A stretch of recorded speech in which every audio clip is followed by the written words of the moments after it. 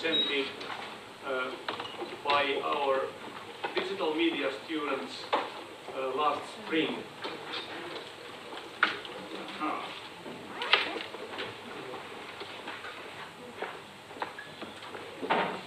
Yes, now it's coming. So the challenge is that our video team was shooting. They are being edited at the moment, so in any minute we will be able to see what kind of videos we have made today, what kind of challenges. And the projector is starting up. Yes, now something is happening.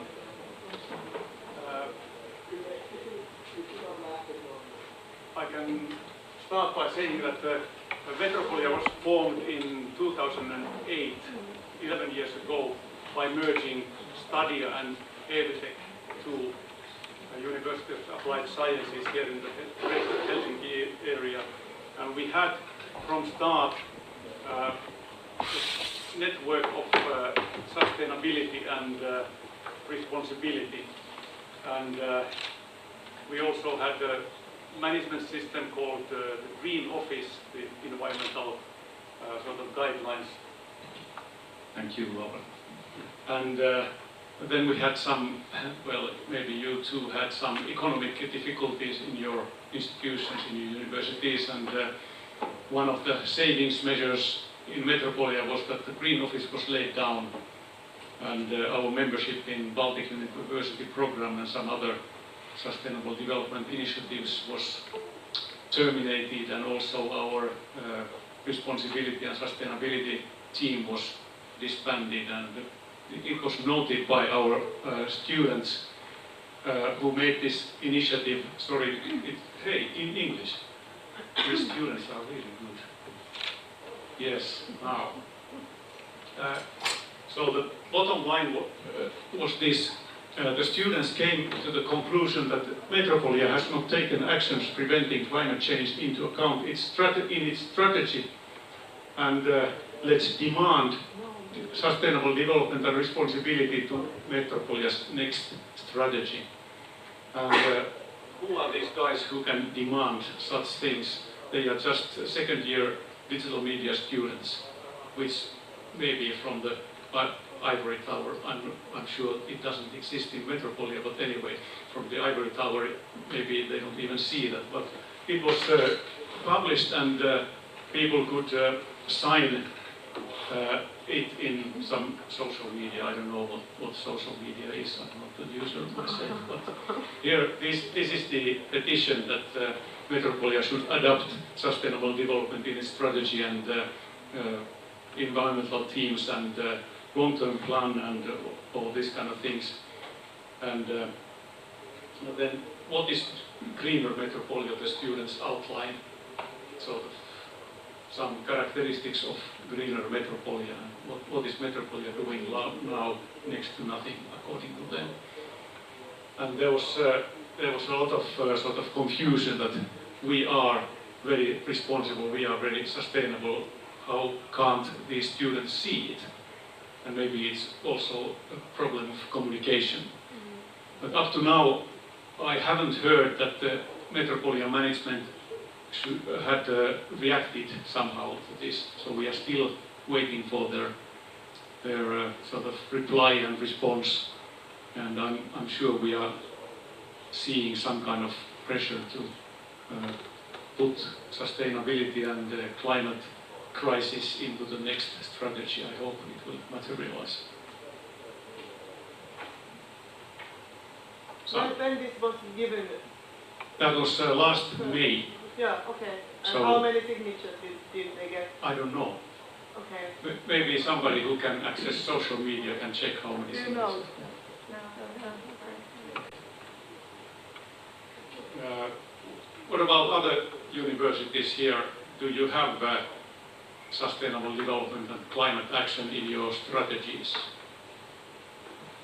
I think quite many universities at the moment are making the new strategy, and sustainability issues and climate issues are in the core of this. I think in all of these strategies. Okay, so this seems to be a good drive for sustainability in the strategies in the university level, at least Aalto has. Yeah. Yes, I can say about Aalto. So in Aalto just had the process of making a new strategy, and it is now in the core. One of the main points is the sustainability, and it was why it rose so high was because when there was voting and the staff of our university and students could contribute and say what are the important topics for them. So from the staff, the sustainability rose very high, and I have been informed that maybe the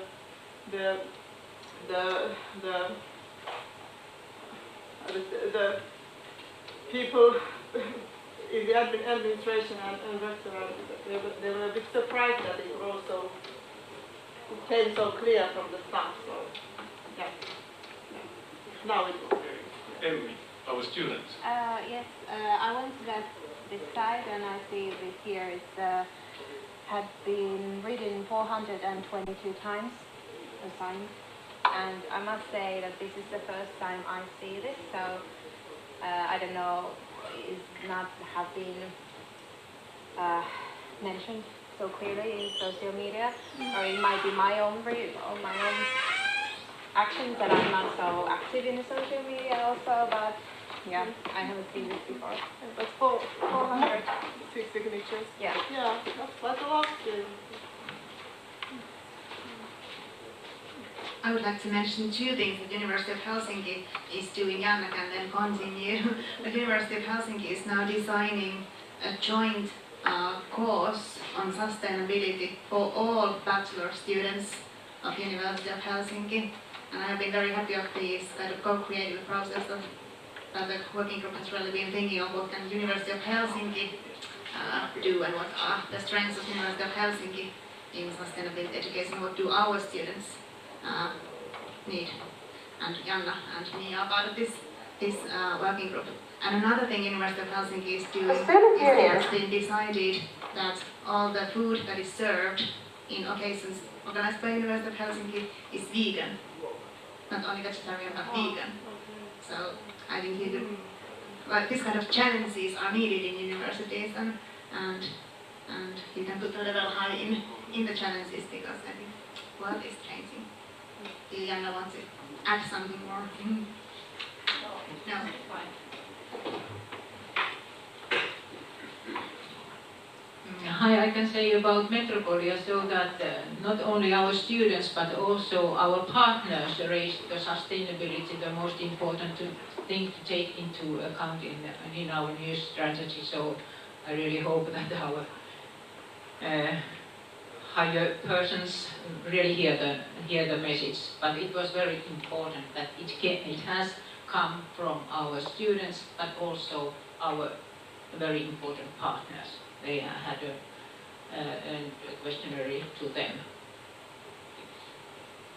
So in Climate University, our aim is that all students in all universities in Finland, also including University of Applied Sciences, could study basics of climate change and sustainability during their higher education studies. So this is our challenge. Was that now see what kind of challenges you gave today? So Mikael and students of Metropolia, whose names I don't know, have been editing hardly for the last half an hour, and let's see what's the outcome.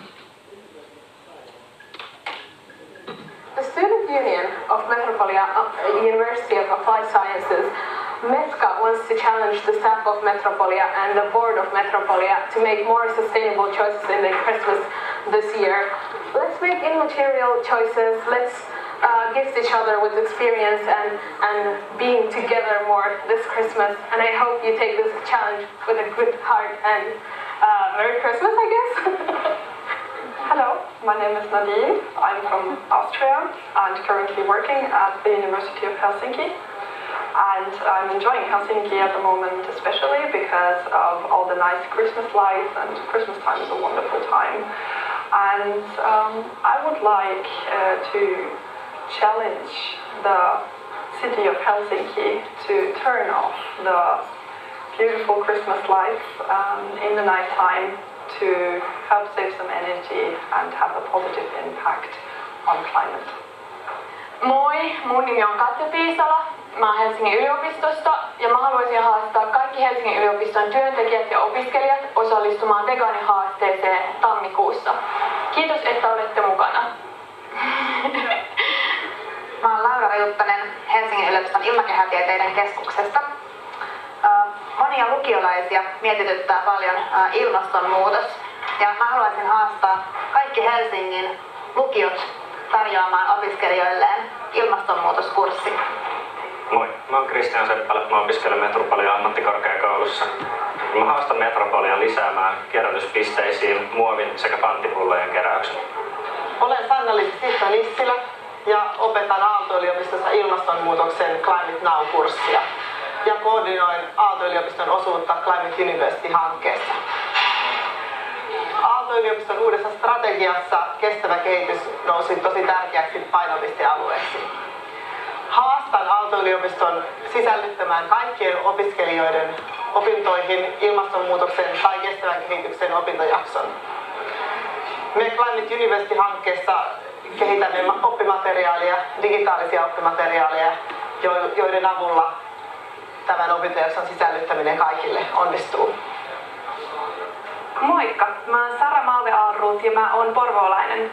Mä haluaisin haastaa Porvoon kaupungin tarjoamaan vuonna 2021 kaikissa kokoustarjoiluistaan pelkästään kasvispohjaista ruokaa sekä käyttämään niin paljon reilukaupan tuotteita kuin vaan mahdollista. Hei, mun nimi on Mikael Nummi.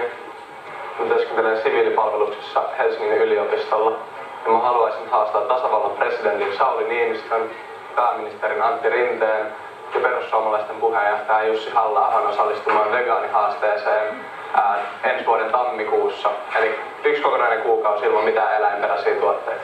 Toivottavasti lähette messiin. Mun nimi on Enni Myllylä ja mä oon Metropolian opiskelija energia- ja ympäristötekniikan puolella ja mä haastan Metropolian lisäämään energiapuolelle uudistuvan energian kursseja ja ympäristöpuolelle panostamaan energiaa enemmän ympäristöpuolen opintoihin. Olen Pentti Viluksella, Metropolian kestävän kehityksen yliopettaja. Tekemäni hiilijalanjälkilaskurin mukaan minun omat ympäristövaikutukseni keskittyvät liikkumiseen ja asumiseen ja haastankin itseni parantamaan näiden osalta hiilijalanjälkeä, puolittamaan hiilijalanjäljen 5 seuraavan vuoden aikana. Ja se onnistuu. Moikka! Mä oon Aleksi Helsingin yliopiston ylioppilaskunnan hallituksesta. Tää haaste on Helsingin yliopistolle. Mä toivoisin, että Helsingin yliopisto julistaisi hätätilan, niin kuin Jyväskylän yliopisto julisti tuossa syksyn alussa. Kiitos. Great applause to all of you.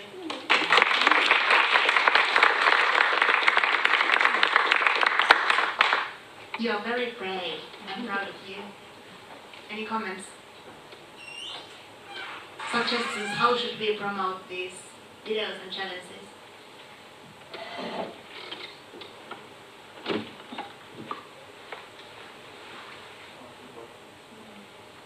Very quiet, but we have promised to send them further to the persons or organizations mentioned here.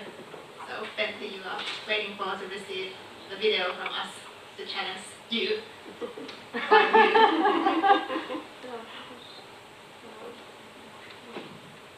It's the idea that we should now discuss a bit about how... There is a couple of minutes time to discuss. Yeah. So the plan is that each video will be sent directly to that party who will be challenged. I think that is a good idea. Then are these going to be distributed via Twitter or what have you planned? Suggestions are welcome, but at least we will put these to Climate University blog. Yeah. All of them, if you have agreed, but it is doable.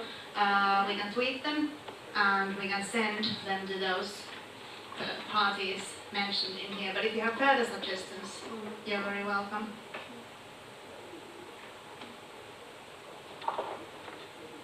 we plan to have it as separate videos or as a one or because it's I think as a separate videos. One is also nice. As a, I think separate is then they are short, which is good.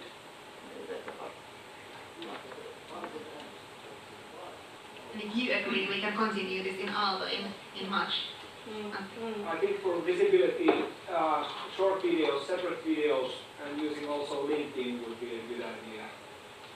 So I could, for example, use my network to see videos which are related to University of Helsinki or Aalto University and so forth. So it would spread out faster than using Twitter. So LinkedIn can be added. I would, yeah. We have the LinkedIn group, Penn University LinkedIn group, so at least there we can share all of this and then you can also distribute from But there. sharing videos or posts from a group is actually, I don't know if it's even possible in LinkedIn, so it would have to be you or someone else.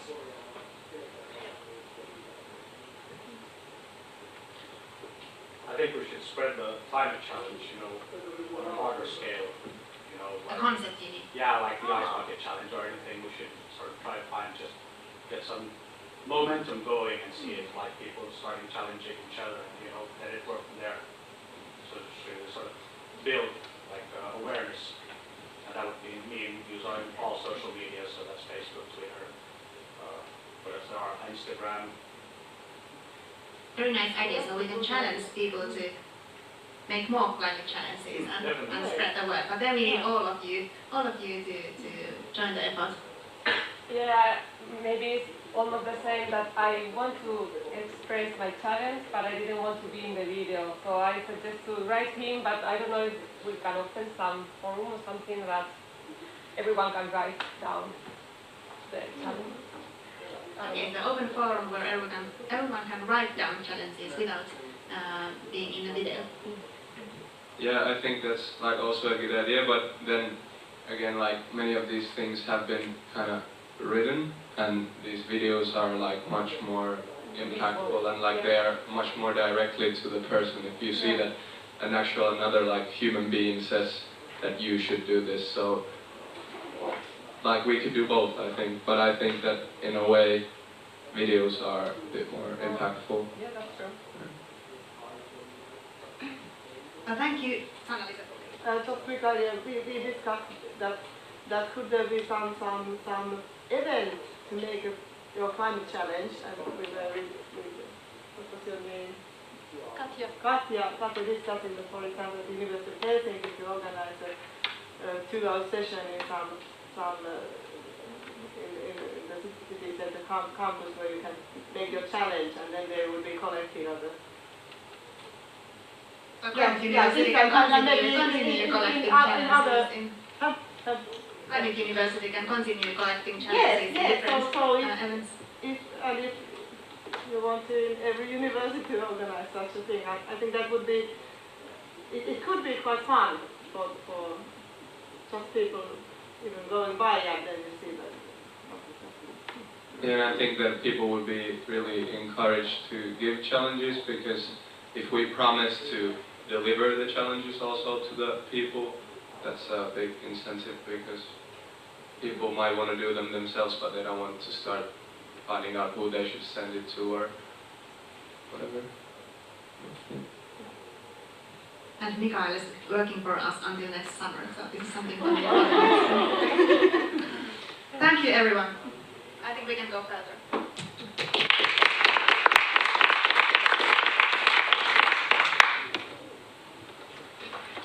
So next we have the panel discussion in the schedule. We're actually a couple of minutes early, but I think that doesn't matter because we have had such a tight schedule today, and the topic is very interesting. So you maybe don't mind if it takes 15 minutes more time to that. But the panel discussion is hosted by Leiritie from Myyrmäen University of Life Science. So, thank you. And if I call our panelists here, Roni Rantamäki, project advisor at City of Vantaa. We have, as you have already know, we have had cooperation with Vantaa in Vantaa Food Cluster and Urban Farm Lab. And here you also perhaps represent as an employer. Then I would like to ask Risto Makkonen, please come here, research professor at Finnish Meteorological Institute. He is a specialist in this climate change issues. I wrote that your research in Helsinki University was focused on climate effects of aerosols. Right? And he is a member of the steering committee of this Climate University project. Please, you can take a seat there. And then Paavo Tertsunen, co-founder of Useless Company, public limited company. He has a master degree from Lappeenranta University of Technology from the program called Sustainability Science and Solutions. And here in this panel you are like an employer. Then Janna Pietikäinen, lecturer in Helsinki University in Environmental Science and Sustainability Science in Education. And Stefan Sjöholm, there you are, Energy and Environmental Technology student at Metropolia University of Applied Sciences. So, first of all, I have one question for each of you, a little different from each other. So, if we start with those so that you can start to talk about and tell your perspective to these issues. So, if we start here, Jana, what's your experience about the role of sustainability in university education? Sustainability in university education. That's most important. I have been working first with environmental issues and starting a university-wide environmental course year 2006. And after that, or starting from that, it has grown into sustainability thinking, starting from the environmental side. And what we have seen through these years, we have seen two drivers. The most important has been the wishes or the pressure from the students. So I'm most happy about the students and their awareness of the situation. So they have been the main driver in the change within the universities.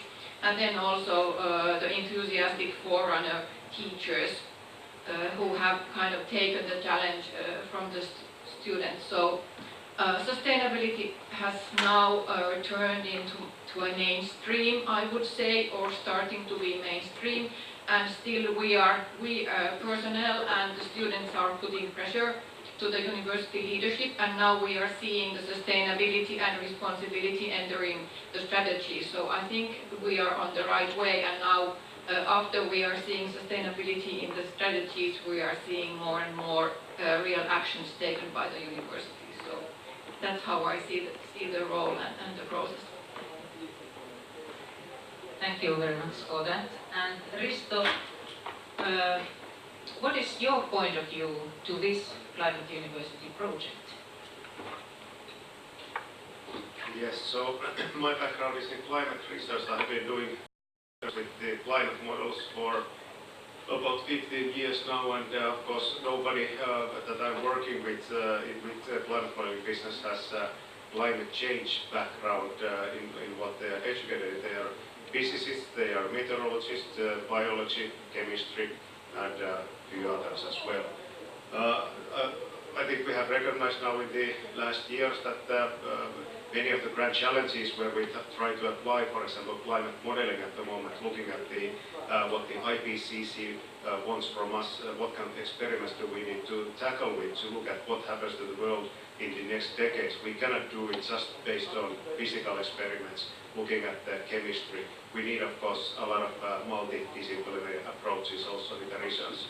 And I think this kind of holistic view on many of the pathways for the future is definitely needed. I think Climate University is also on the pathway of combining several different fields and maybe helping us to get future experts in this different combinations that we need.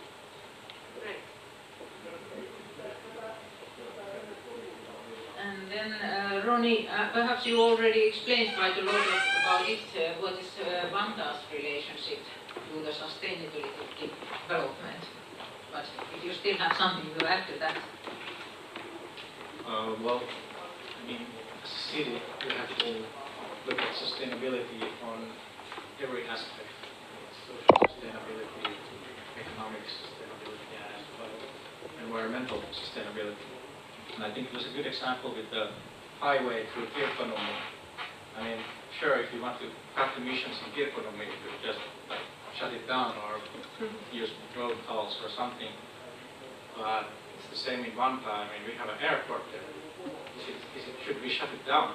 Should the city of Vanta try to like make the airport non-viable there? I don't think so. I mean, it's not a plausible path of action for us. But we need to do everything we can, and I think we are doing that. We have a very strong state of mind in our governing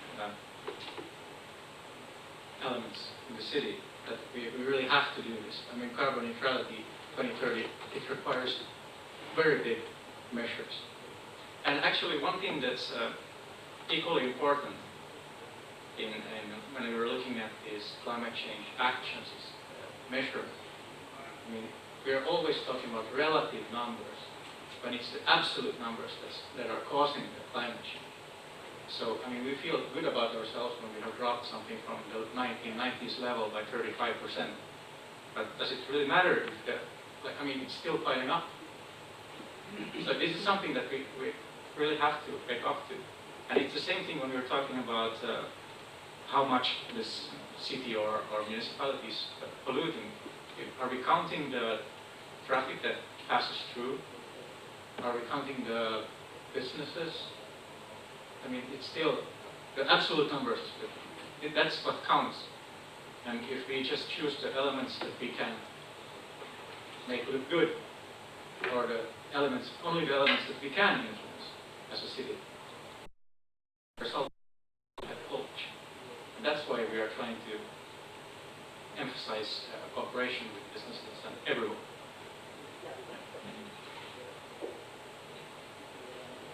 Great comments still added to this issue, and really that's so many things how to value these different aspects and prioritize. But okay, we can continue discussing about this a little bit later. Paavo Tertsunen, you are from the company, you have the company Useless. How it works, how the company works in this field. Yes, first of all, it's nice to be here. It was also nice to be in Turku last spring. First time I took part in Columbia University. I'm really happy to contribute to this project now and future also. So Useless is a young company. It was founded in 2018 February, and we are helping people to consume less and consume better. So to enable them to have a more sustainable and also financially stable lifestyle. And the way we see it is that every euro is a vote, and it does make a difference how where you spend it, you invest it, and so on. And we see that the overconsumption is a serious threat to our planet, which is because 70% of greenhouse gas emissions come from individual consumption. So we want to be there to enable and encourage individual people to improve and be aware of their impact on the environment, but also to build bridges and do the same for the private companies like us.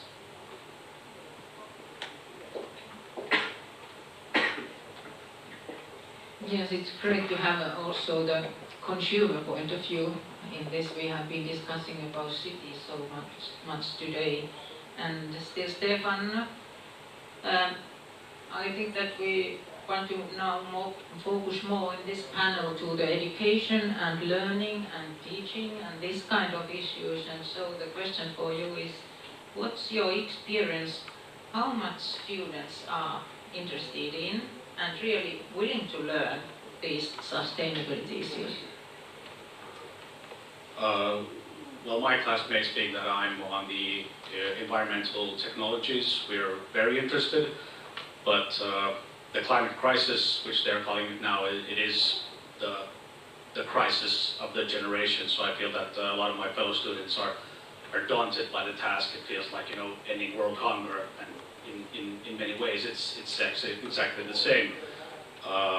So it's very hard for them to know where to start. They want to do everything right away, and I don't want to sit in the classroom. I want to go out and do something. But you have to learn if you're going to be the experts of tomorrow, which is something which feels pretty heavy when you're starting your studies.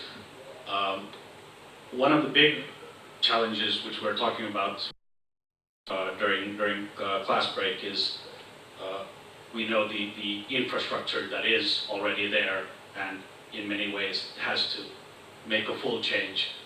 Every change is of course good, but if we want to make real change, we have to go into the roots of society. So in some ways, I envy the example of in Tanzania, where they can build from a blank canvas basically, but we know how everything exists, and we know that if we want to make a change, we have to make some real disruptions, and that can feel terrifying actually, to be quite honest. But as the short answer, we're very willing, and just give us as much information as you can. We're learning, we're doing our best. Oh, great, that's of course a good news for teachers. Okay, really the substance or theme of our panel is what expertise and what kind of collaboration do we need to solve the climate and sustainability challenges. And great to have you all here. You have a different perspective to this issue. I think that it's a good combination, as I'm very proud about that work Benti did in the morning, because the presentations were, in my mind, very good and gave a different view to these issues.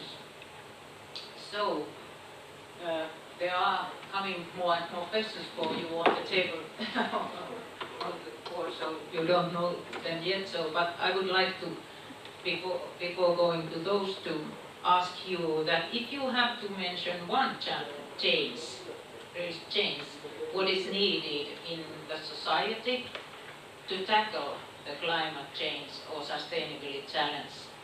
So one change, most important change in your mind to tackle the climate change or sustainability challenges, and give also reasons why that one. Who's willing to start? Well, I have to say, not to be hyperbole or anything, but we have to set aside economic growth, or the pursuit of constant economic growth, because we all know deep down that it always takes precedent over environmental well-being. And it doesn't mean, if you have like a metaphor that you have a family that goes on a vacation and then they spend the 3 next months paying their bills because they buy it on credit, or the people who save up money 3 months and then they go with a clear conscience on the vacation. You have to make the investments, and you have to, take a dive in your bottom line and make the investments, because there have been countless of researchers that show, how much climate change is going to cost in 10 years, in 50 years, in 20 years. So is it more important to, have your bottom line raised with 1 point per year and then, go down, or do can you take a little bit over the top now and then make sure that there is somewhere to make money in 30 years? Next one. Yes, so I stick with my previous statement that we need to stop overconsumption, because it's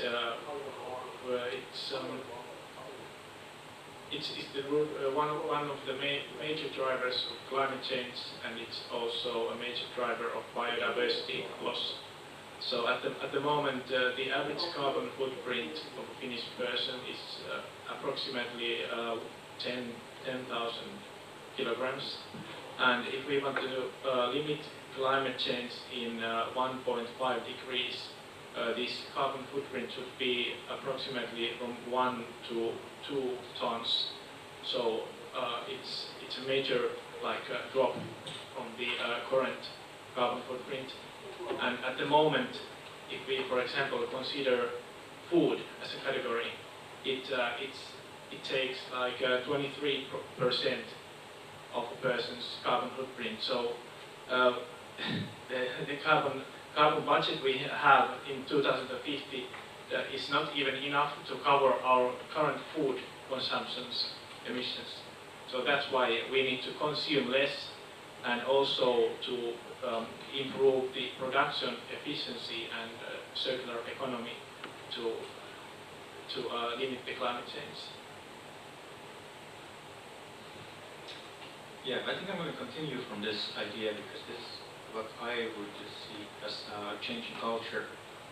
And to get to that point, I think we have gone beyond the level when, people are informed already. People know that the things they are doing are not good for the environment, but they're still not willing to give up smoking or driving or whatever.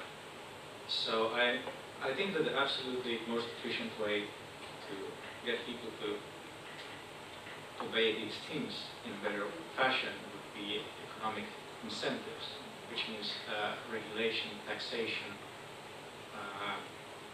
I think the most crucial thing would be adjustments to the finance market and the way access to money, funding, and different instruments in that field.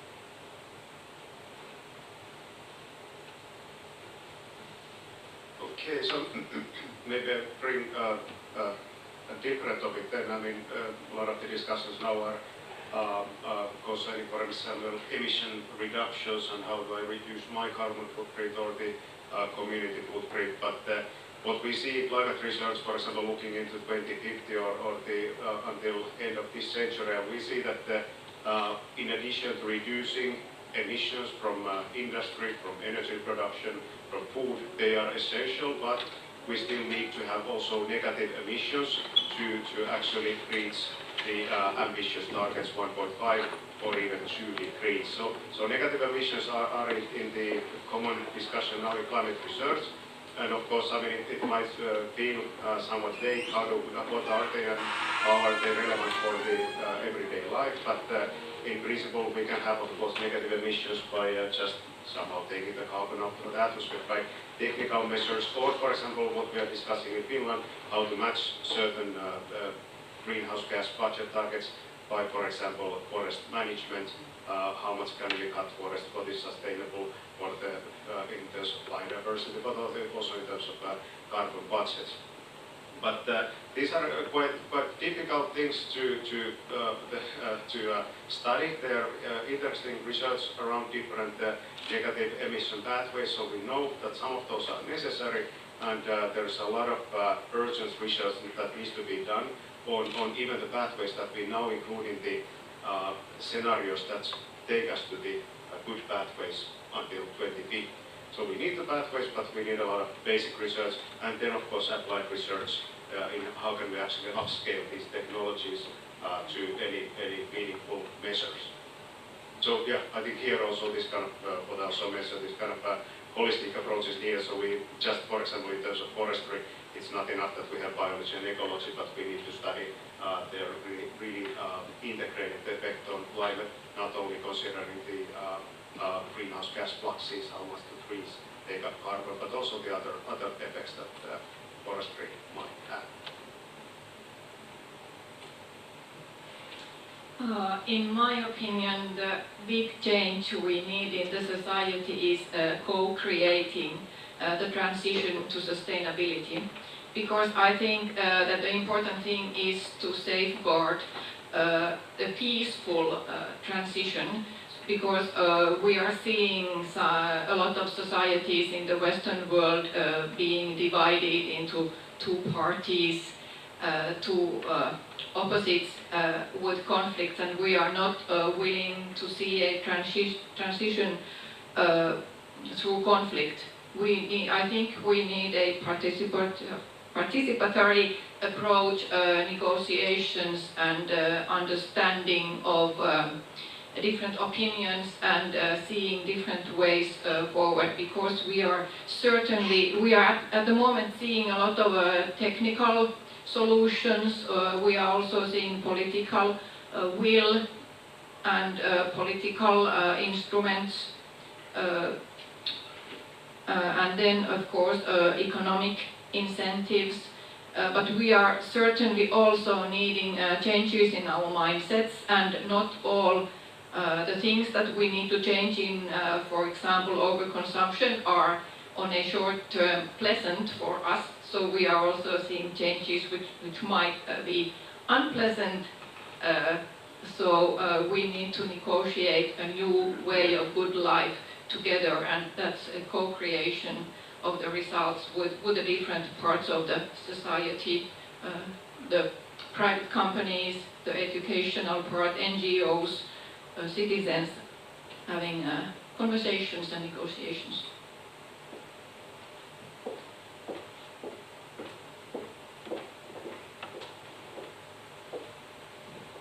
So thank you very much. Good reasonings also behind your thinking, and actually the economical view, the change in economical mindset, then the consumer role, it was quite high in my mind. Then there was this systematic change, and really wondering what should be done and when and by which to start. And this your comment about the cooperation, it was a way how to do. There are, because we are all in a hurry, so we need those all. It's quite sure.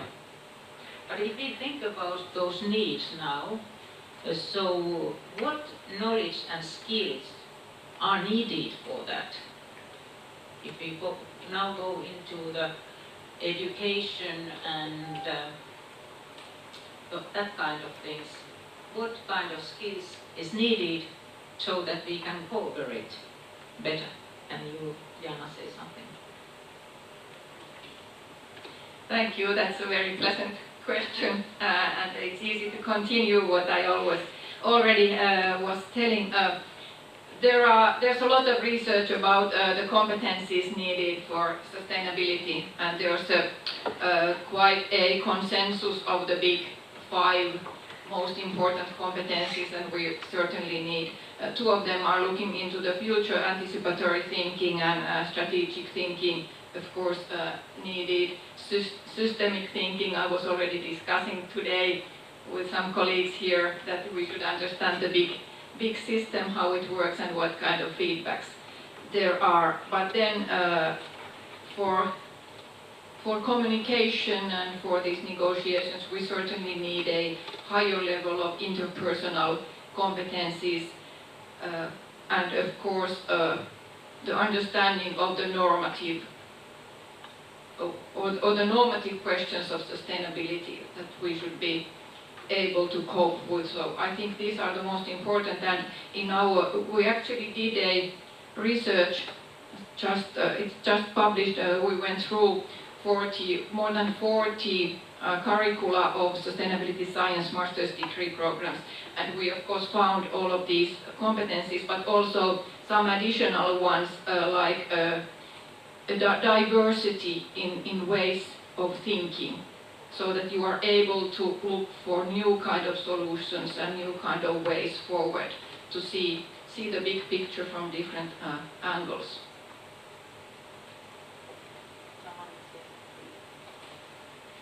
Yeah, I think I commented already a little bit on what kind of skills might be needed. So if I can comment from basic research side, how do we actually approach the grand challenges? And and trying to find some solutions from the bigger picture. So I think it's just important to highlight that definitely from the students that are coming to the climate research and then continue to actually tackle the challenges, it is necessary that they have a certain system analysis way of thinking already, because the systems that we are investigating, we need to learn about the interactions and feedbacks between different compartments of the Earth system itself. So we cannot narrow it down to one discipline or only one compartment, but this kind of thinking about already networks and systems and interactions is quite useful. And of course, then, as I mentioned, the disciplines that we need are order of 10 to 20 that we need to collaborate with. So maybe also then many times the tackle is to find common language between different disciplines. So if this is already coming from the studies, this kind of making it easier for me to discuss with people from social sciences and people from law, climate law, for example, and then all the natural science disciplines. So this gets the project more easier if there is some capabilities already built. Okay. You already mentioned the people skills. If you want to lead change, you have to lead people. You can't lead issues. So that's absolutely in my top category there. I would say that climate change is it's a problem that's very strongly related to like social and generational polarization as well. So it's about equality, it's about economical justice, and I think we should kind of like look back at what are the actual pillars in the democracy that we are forgetting now. Things are not working in a way that they were meant to work. If you're looking at the checks and balances in the US, you can see that it wasn't supposed to be like that. And we have the same problems here. I mean, the whole economic system is built up by the people who have influence over the economic system. It keeps on adding on. So I think this is something that needs more insight and reflection. You really need to work on your marketing skills to sell your ideas and get influence.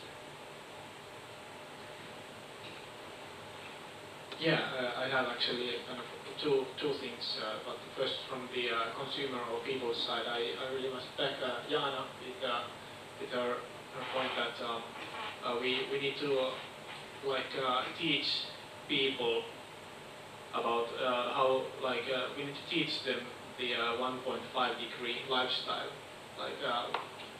We need to get them convinced that, for example, consuming less does not require a lower quality of life. It's just somehow different, and that you can have a good life with no need to consume and own lots of new stuff or new products.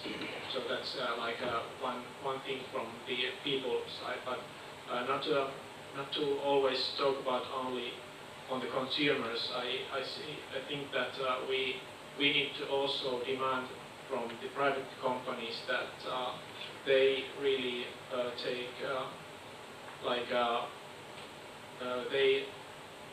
they stand up and for example make more climate friendly and more environmentally better products, and they not only to calculate for example the carbon footprint of the milk, but they also need to have some realistic plan how to make it carbon neutral, so not only to greenwash.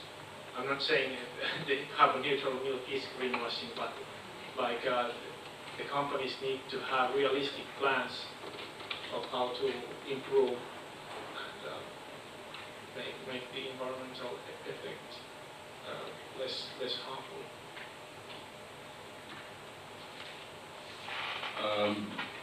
I'm going to have to go with education, because even though the sort of circular economy and people are talking about the climate, we always feel like you're the underdog.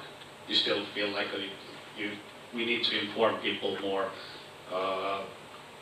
I myself have 2 kids in elementary school, and I'm happy to hear that they're starting at 2nd grade already to mention.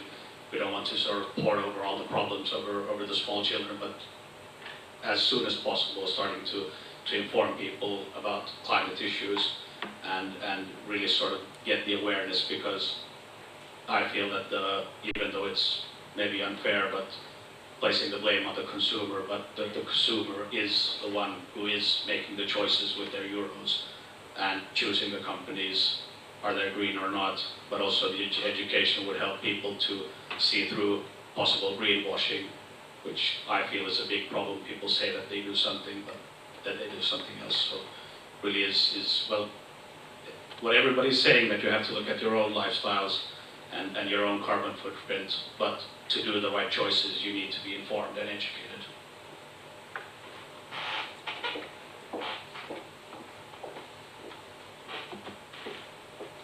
Thank you very much. Perhaps we now look at the questions from the audience.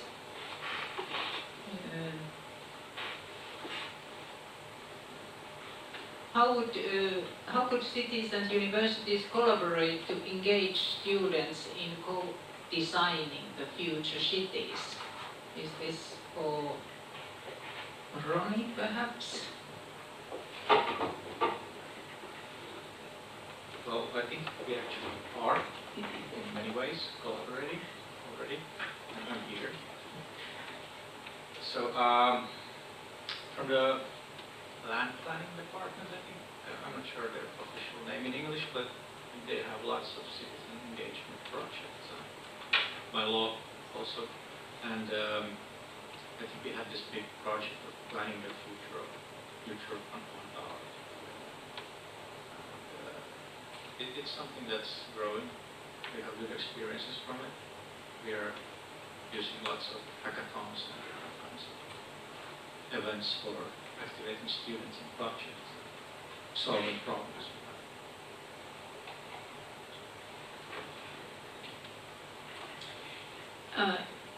I think the universities need to cooperate with all kind of stakeholders, to say so. Of course, the cities are one part of them, but I think that all the projects we are doing at the universities should have a connection to, I would say, the outside world or the non-academic world, so that there should be a meaning with the things we are doing. And there are a lot of ways how to organize the cooperation hackathons we are doing. At the moment, I'm running a co-creation lab with a master thesis student, so that they are doing their thesis work in groups so that we have environmental sciences students and law students in the same group. And for example, my group is looking for a solution how to reuse sewage sludge, how to produce fertilizers from sludge, and how what's the willingness of the farmers to use this kind of fertilizers. And we are looking at it from the perspective of law, how it's regulated, and of course how the nutrients are recycled. So I think there are several ways how to organize. It's just a way of organizing, but the important thing is the mindset to find the partner and find the right the challenge from the partner. I can add to that that we are actually working in the project I mentioned earlier today, that we are working on making it more systematic to cooperate with the different research and innovation and development entities in Finland and other countries. Then there is a question, is economic growth a valid measurement in a more sustainable future?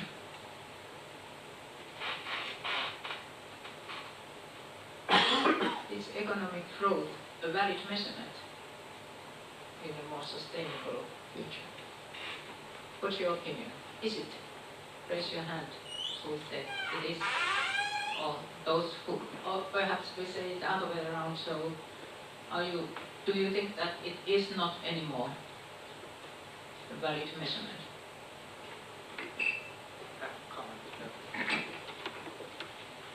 I think this goes back to what I said earlier, that everything depends on how we measure things.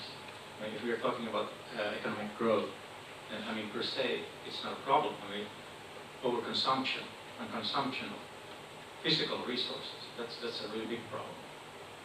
But I mean, we can have economic growth different ways. I mean, it depends on how we measure it.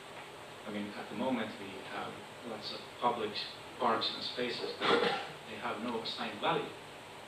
When we level it to the ground and build a mall there or something, then suddenly that place that used to have no value has measurable value.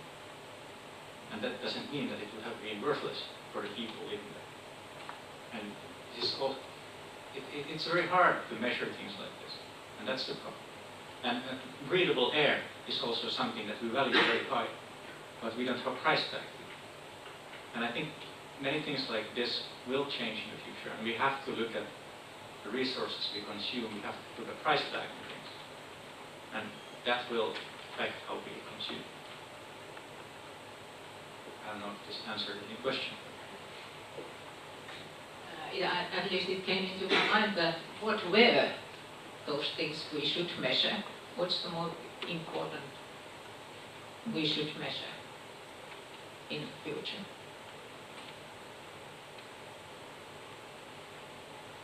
I don't know the answer, but I just wonder if you have the answer. But okay, we can keep it in our mind. Perhaps that's something we should research. There is one nice index called Happy Planet Index. I hope you can Google it. Okay, that's a good idea. How could we make Finnish media to step up educating its readers on climate crisis and action?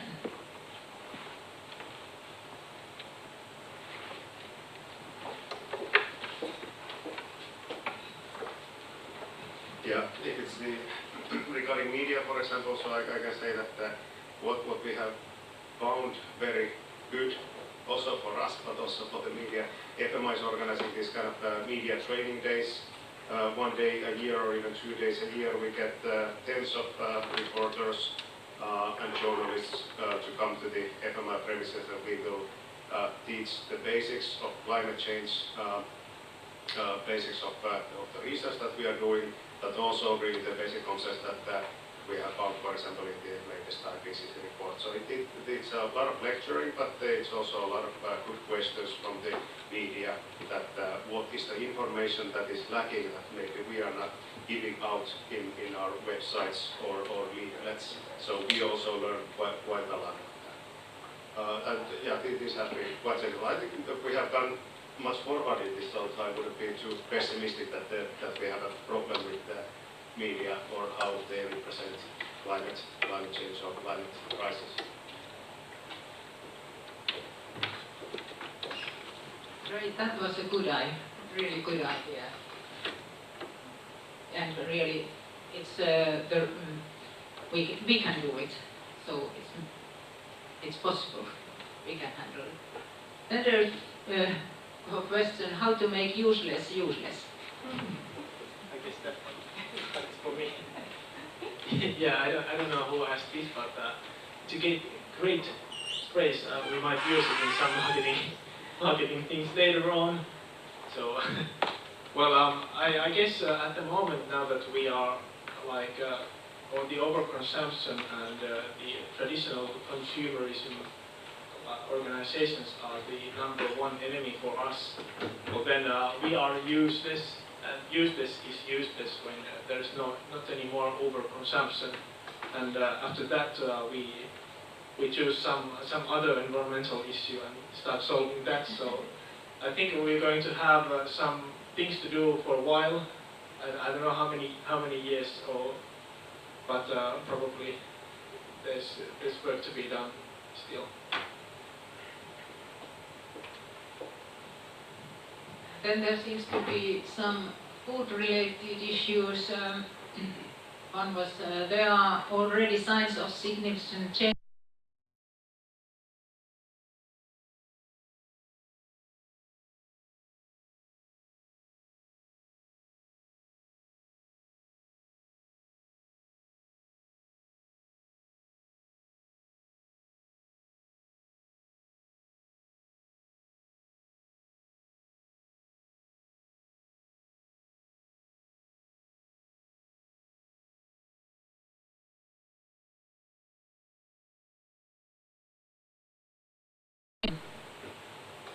something to say about this?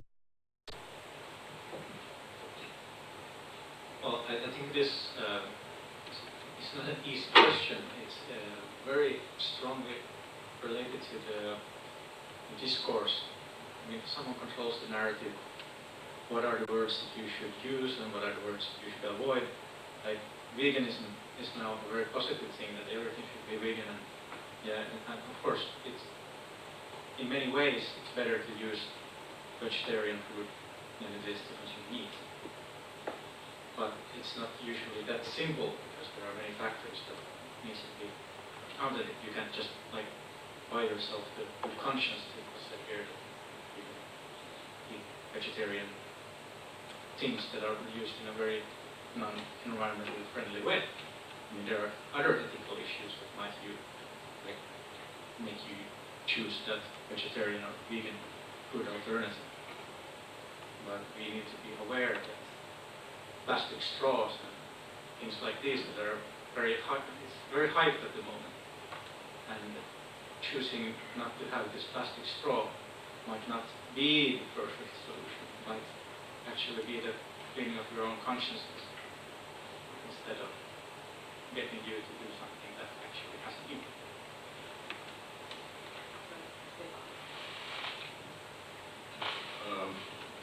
I see the problem that the plastic straw that people, they feel good about themselves because they don't use a plastic straw when they're drinking their avocado spirulina smoothie, and avocados coming from Costa Rica. It's nothing is so easy as you can say that meat is bad and vegetables is good depending on where they come from, and it's seldom you can have like a diet which is ethical, environmental, and healthy. And when you leave something out, you have to have something else. So the problem is, I see here again that people need to think further than just what they see in the supermarket. They have to go further and really think about the impacts or the passive impacts of the choices. And once again, it's education. But going back to the media question, everybody knows how we consume media nowadays is changing, and it's so easy to get manipulated. So I see that also as a really big problem. To go back to the last question about the media, there's the algorithms. You're reading news from your smartphone. You read what you want to read. You get recommended articles that you want to read. So that adds the divide, as we also see in the political climate. So it's well, if there would be easy questions, we wouldn't be here sitting discussing them. So.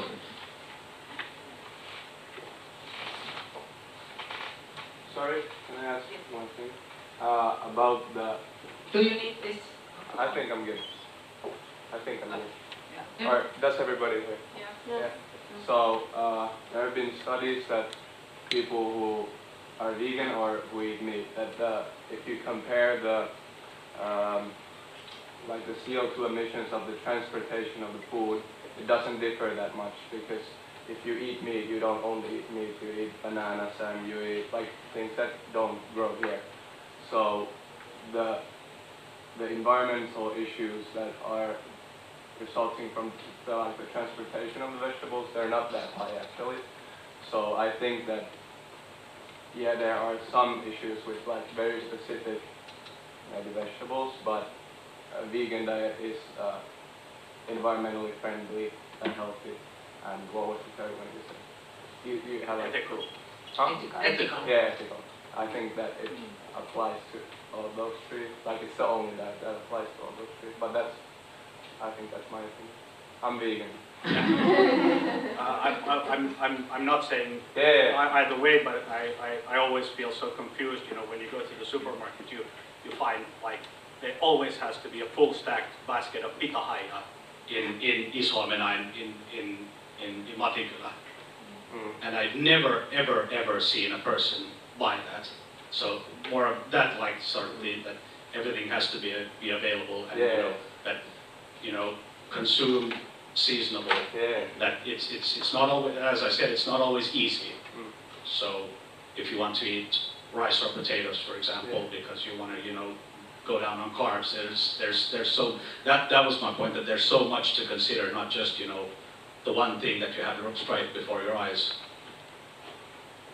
But I'm doing the vegan challenge in January. I'm getting there. I'm not really there, but I'm trying.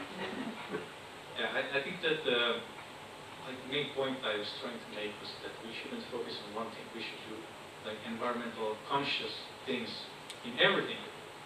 Every time I go somewhere, I should think, should I actually take my car or should I take the train? Are there any alternatives? And when I eat, I mean, first of all, I should look at how much I eat. We overconsume. We eat too much. Lots of people who are, we're eating meat normally now. They eat meat and the protein, something extra there. And that's not necessary. And there's a big hype when people are not even working out and they're buying protein shakes and stuff. And that's just excess protein. You don't really need that. And this is something that we really should, each and one of us should look at. So actually, this is the issue of my background. I'm a principal lecturer of food technology and have done some research in this life cycle assessment of food. From that background, I would like to say that really there needs to be a lot of knowledge combined together to make, and I also think that this is too simplified to very often said so that this is good, this isn't good. And it's of course, it depends on that all people need all nutrients for their living, and so what is the nutrition value of that food. And it also globally it's totally true that when the population is growing and the well-being is raising, so it means that persons eat about 2,000 kilocalories or something like that, and that means that the consumption of different kind of food is growing, and we don't have the land where to grow those is not growing. And how to tackle this problem is really a tricky question. And then of course that thing that it's not only the CO2, but there are also other ecological principles, how this affects this, so that the environment should survive a little bit similar as it is nowadays, or not biodiversity and that kind of thing. So the system is very difficult. So I think that we very easily go to too simplified answers to these issues. But it's good that food is in focus because there are so many views in it. Yeah.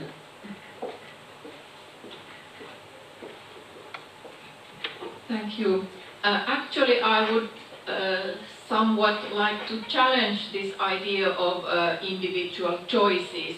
Actually, I would say that we are being guided all the time, and actually we are, as human beings, willing to be guided. For example, at the moment there's a petition for the taxation for flights, and also with regards to nutrition, we are being guided in our nutritional choices by the, I don't know what's in English, but these kind of nutritional guidelines, governmental guidelines, and the diets of Finns have actually changed a lot from high fat to low fat, from pork to poultry. So there are changes going all the time, and of course it's, in a way, it's quite easy, I would say, to change the diets of the citizens by taxation, by these guidelines, by economic incentives,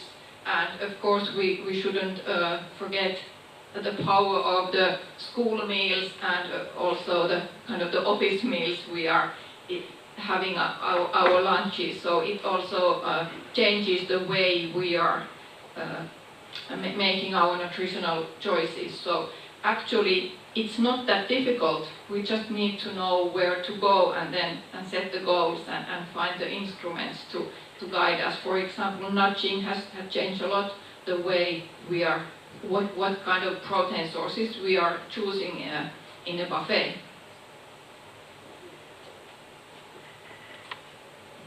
Okay, then if we continue look at those questions there is some university colleagues have stated sustainable development is so last season, referring to the long history of the concept.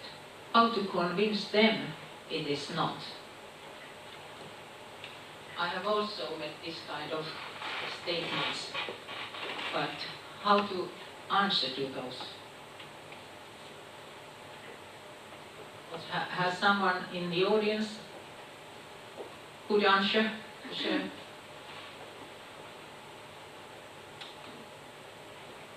Speak about sustainability instead of sustainable development. I've just noticed that nowadays we use the word sustainability more than this, but this is of course not the answer to this question.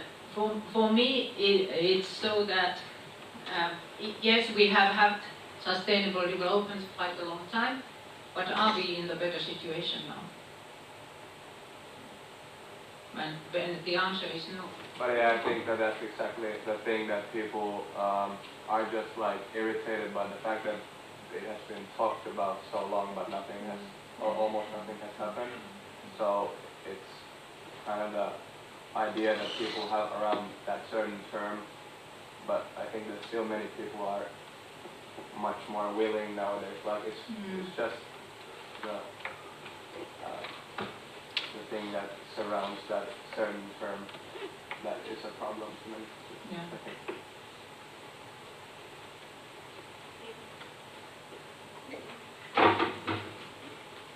I find it interesting that sustainable development has been in the curriculum for schools, for example, for a long time, since the 80s at least.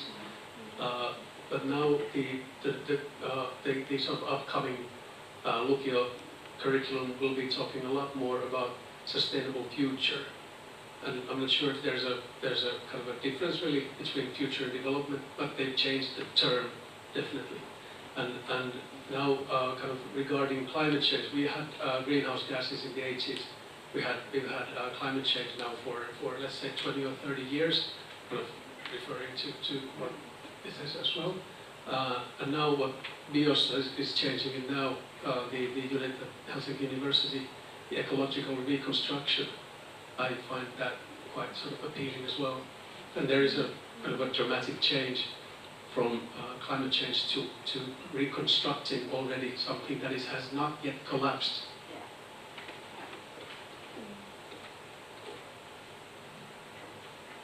Other comments?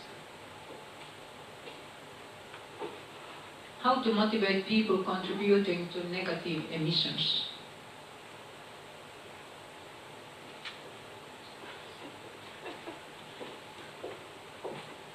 Difficult to say from a basic research point of view, looking at negative emissions, but I think first of all, I think it's still, I would imagine that it's quite unclear, I mean, what could even be the potential contributions to negative emissions, what even are negative emissions and why they are needed in addition to cutting down emissions and your carbon footprint. So many people hear about it maybe nowadays through compensation mechanisms. So, and for example, people buy as gifts 10 trees from Africa, and then you get this certificate that you have 10 trees there, and they are uptaking carbon, and that's of course your negative emission footprint. So maybe they are now a little bit more in the discussion, maybe people learn about it. Maybe, let's say, we talk about the Finnish people, maybe forestry is now one. Many people own forests, maybe smaller or bigger patches. They have inherited a certain part of forest, and maybe now they start to think also about sustainable development of their forest patches, and there they might then go more into detail. What is the forest actually doing, and how is it interacting with the atmosphere in shorter and longer time scales? Do I do some kind of smaller cutting of older and weaker trees from there, or do I now just look at the 50-year development and uptake of carbon by this patch of land that I have? So maybe people just now think more about it. So how to motivate people that I don't answer it, but maybe to somehow highlight that these negative emissions are something emerging now that we will need also those to contribute to our carbon footprint in total. Yes, at least it seems so that the awareness about this negative footprint and negative emissions is now more known. So that's important. Then there is, what's your opinion is the key? What, in your opinion, is the key that drives our society to a sustainable transition? And then there is, do you think that urbanization in Finland supports sustainability? What are the drivers of our society to be more sustainable? And is urbanization perhaps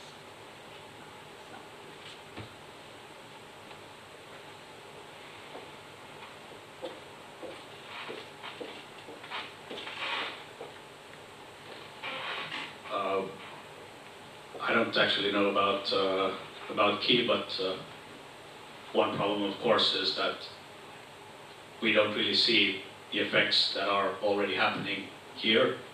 And you have the calculations, and even though as a population per capita we have a high footprint, but people are talking about, well, Finland, it's a small country, we don't have so many people here. On a global scale, we're not doing anything.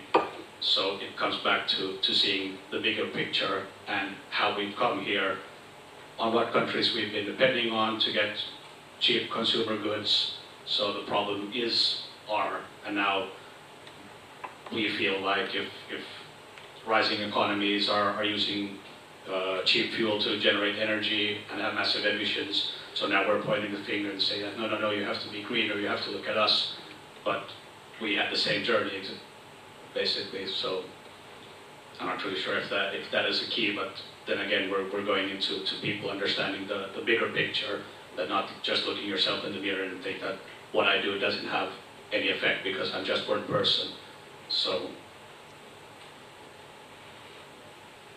well, I can shortly say I don't either know which is the major key act or key thing that we should do, but I think whatever it is, we need to act very, very soon and very fast, because now we have been mostly talking and planning and discussing 20, 30 years, and the climate has been warming, and this issue was not that big in the 90s, in the first climate like in the Rio 92 or something. And now the issue is becoming more and more difficult each year. So we just need to trust in the knowledge we have now and start executing the solutions that, based on the best knowledge at the moment, do mitigate the emissions and help us mitigate climate change and act soon. Well, I actually remember when I was 14 years ago or something, when I had courses in environmental law and stuff like that, and we were talking about exactly the same things we are discussing now. So yeah, it's true, we've been talking about this for a long time, and at the same time, I mean, huge things have happened, and I think it has reached some kind of saturation point when things are actually starting to happen. The spillover effects from many areas has been, you can really see it. And you can see that people want to consume more environmentally friendly way. But it's probably too late. We should have done things in the 90s. But on the other hand, I don't think it's a positive thing, but I mean, we're already in a crisis, and we will feel it very soon. I mean, prices of products coming from Africa and Asia will go up, and it will affect our everyday life, which means that the viability of like vertical farming and other solutions that we have been looking at today, it opens up possibilities. We should develop these things now so that we're ready when things are going to go awry. So sadly, crisis is also an opportunity. A crisis will change our perspective to things because it's going to be concrete. So yeah, I mean, probably for the key would be something in terms of systemic change that we didn't know not possible to list any individual actions from there, but this accepting that we need a system-wide change is probably one of the keys.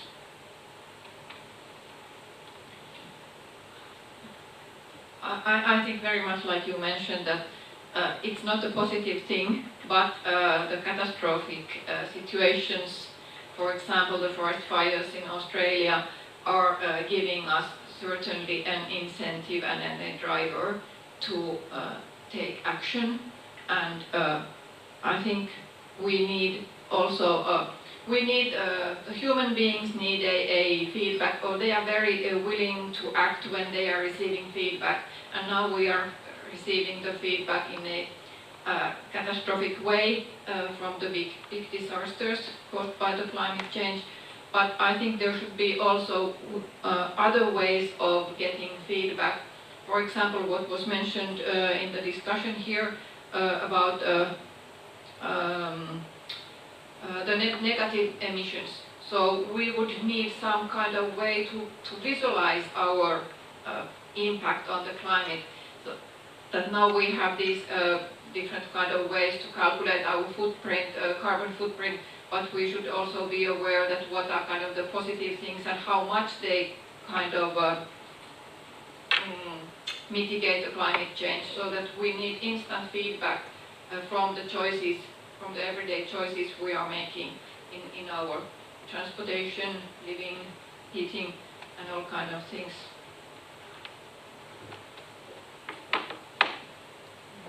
I think that we go to the education, but before that perhaps I say my own opinion about it, that we have very much, and in also media, now the focus has been on consumer behavior, and of course that's important, but in my mind it's the situation is so critical that's not at all enough.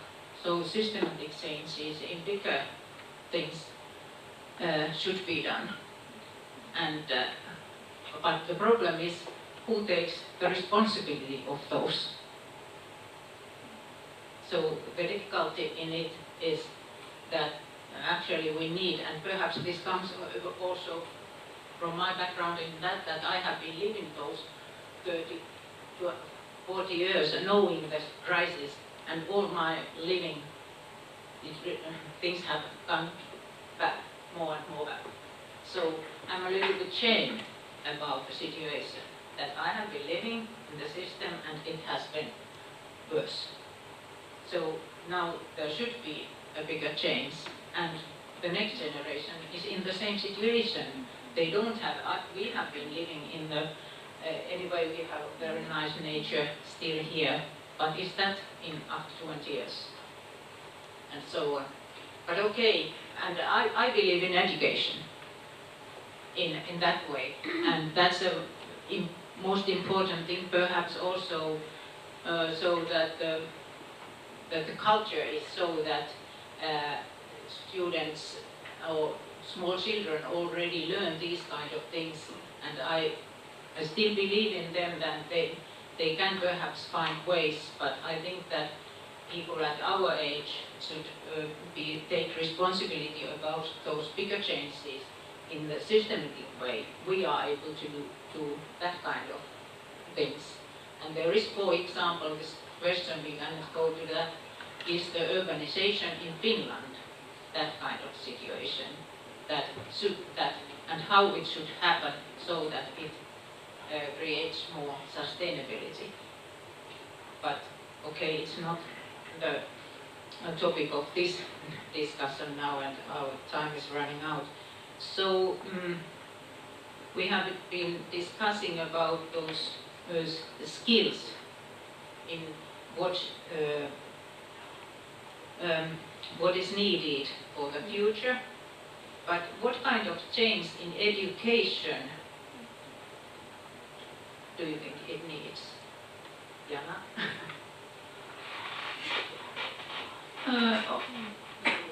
In a way it's easy. You just incorporate sustainability to all education. So that's what needed.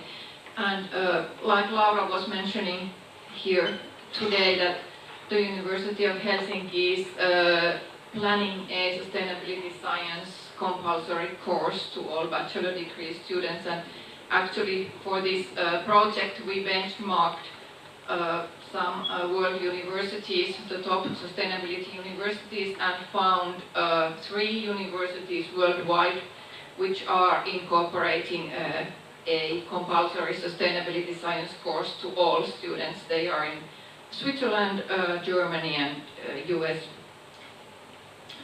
So it's not kind of a mainstream in universities so far, and I think it should be. And that's only the first step, incorporate sustainability to all curricula. But the second step would be to kind of have the sustainability issues within every course, so that you could then throw out the compulsory course. It's just a starting phase. And then incorporate, train all your teachers, and then have sustainability part of your everyday teaching. And of course, what was mentioned here too, the actual operations of the universities. So how we are heating, what kind of electricity we are using, how much we are traveling. For example, the carbon footprint of one professor is 10 times the carbon footprint of one postdoc or PhD student because of their traveling.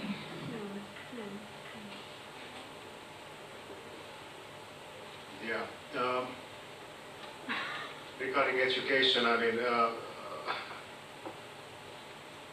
for example, when people come to do climate research in let's say, the Myyrmäen University of Helsinki, they are, of course, many times driven by either understanding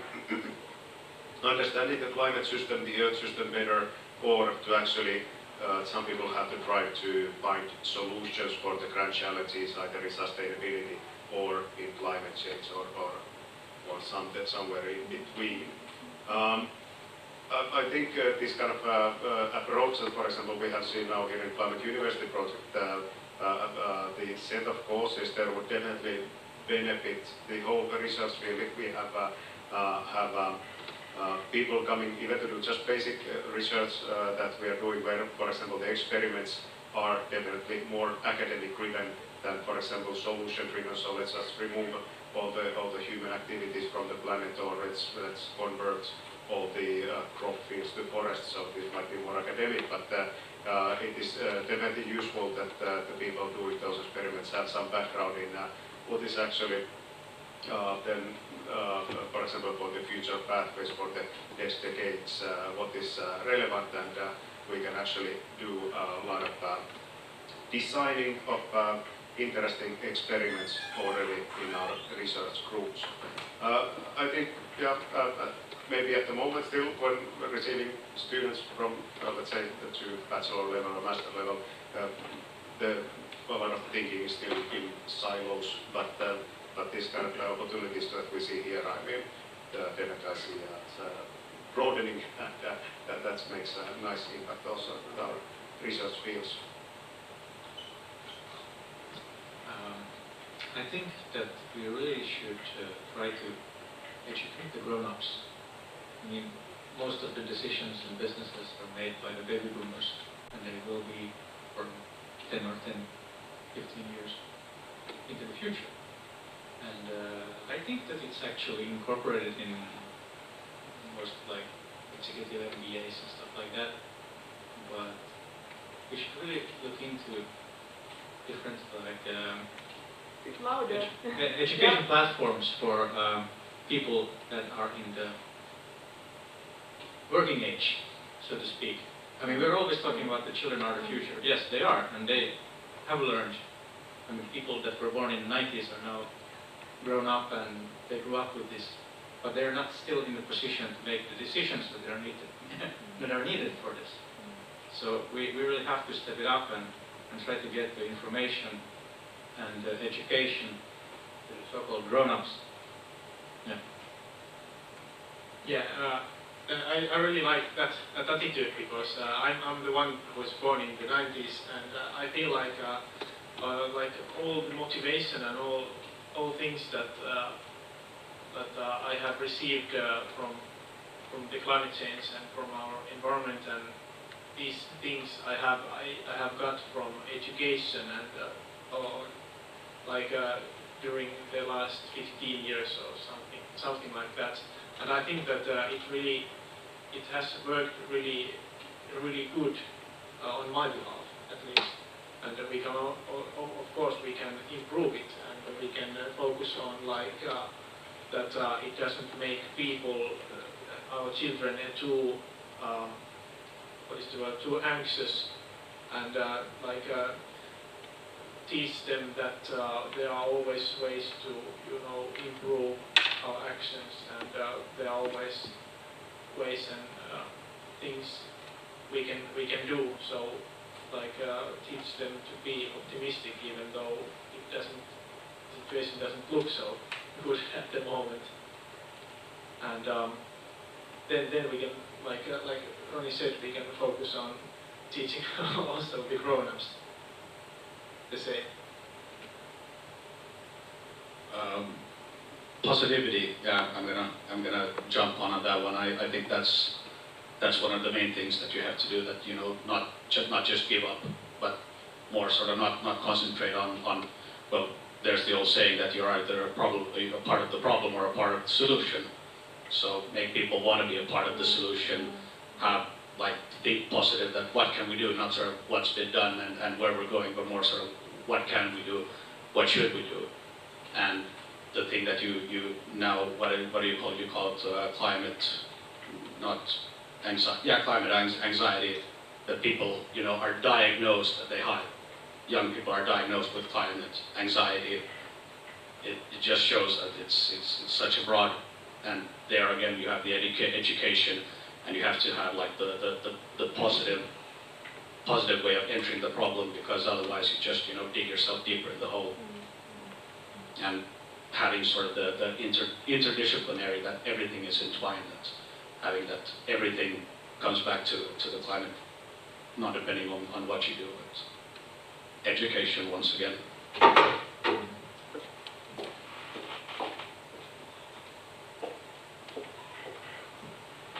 Okay, thank you very much for those, and there's already answers to that question, how to get business people to take sustainability in the core of their business education.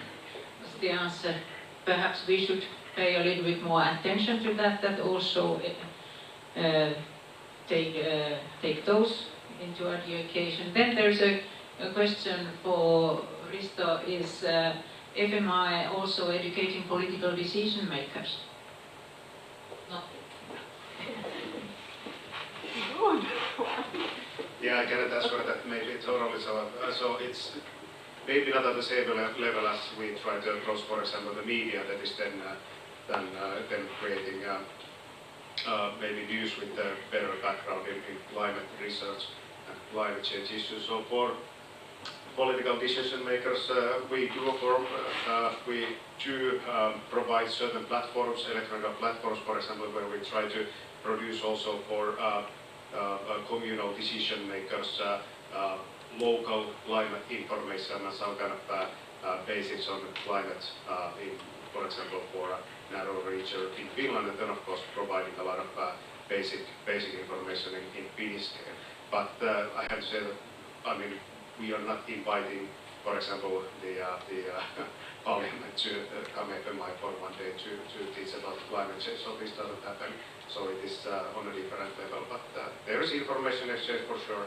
But maybe there is a lot to improve also.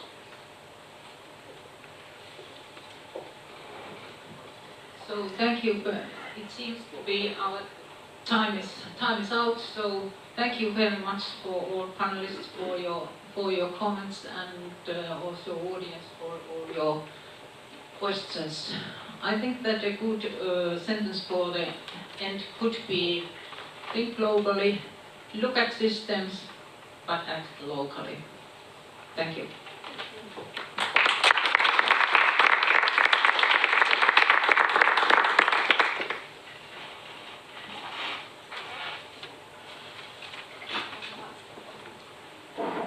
All right, thank you very much. It was a great pleasure to listen to you. Very good opinions from many different angles. I think we succeeded to invite the best possible experts for this panel. Thank you very much.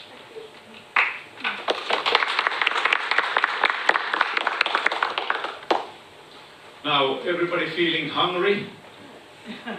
We have very soon some dinner waiting for us, and we are going to also have a toast for the almost first full year of Climate University project. So we are enjoying some bubbly, that's organic of course, and as near produced as possible, not in Finland but in Europe at least. And the dinner is going to be served in the same place, and I hope you can stay and enjoy that, at least a quick bite before you rush off. And now Laura is telling something about the program tomorrow. So tomorrow is not about lectures or experts' perspectives, but about co-designing and commenting and collaborating. And there are already those posters of the new courses we are preparing within the Climate University community in this workshop place where we also go to have the dinner. But tomorrow we really get into those topics. We will have a poster cafe where you get to comment all of those posters, and then we will have also workshops on the three big courses we are making. One is Sustainable Now, basics of sustainability for all.